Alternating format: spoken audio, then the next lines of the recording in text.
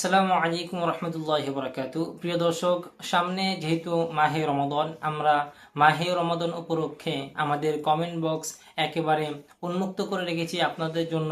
আপনারা যে কোনো মাসআলা বিষয়ে আমাদের সাথে যোগাযোগ করতে পারেন।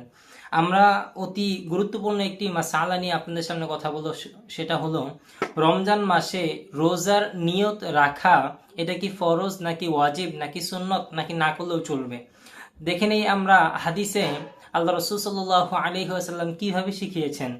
রমজান মাসে যেই রোজার নিয়তটা আমরা আরবি বাক্যে শিখেছি সেটা কোনো হাদিস নয়, তথা নাওয়াইতু আন আসুমা গাদাম মিন শাহরি রমাদান আল মুবারাকি ফারদাল্লাকা ইয়া আল্লাহ ফাতাকাব্বাল মিন্নি ইন্নাকা আনতাস সামিউল আলিম।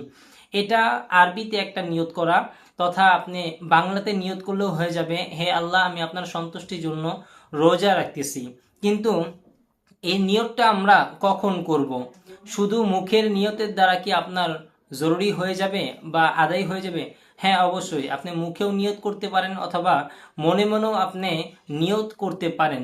নিয়ত একটা সংকল্প, আপনি যদি এটা করেন, অবশ্যই মুখে বলা এটা জরুরি নয়, কিন্তু মুখে বলাটা উত্তম।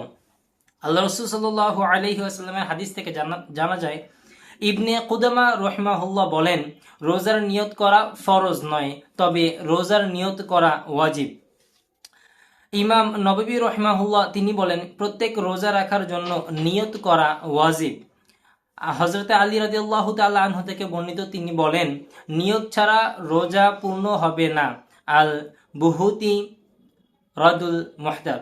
আমরা এগুলির দ্বারা জানতে পারলাম যে রোজার যে নিয়তটা এটা অতীব জরুরি এবং গুরুত্বপূর্ণ, কিন্তু এই নিয়তটা মুখে বলা জরুরি নয়, আপনি মনে সংকল্প করলেও হয়ে যাবে।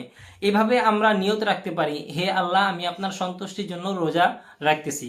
কিন্তু নিয়তটা আমরা কখন করব, এটা নিয়ে একটা বিষয় থাকে, আমরা নিয়তটা কখন করব।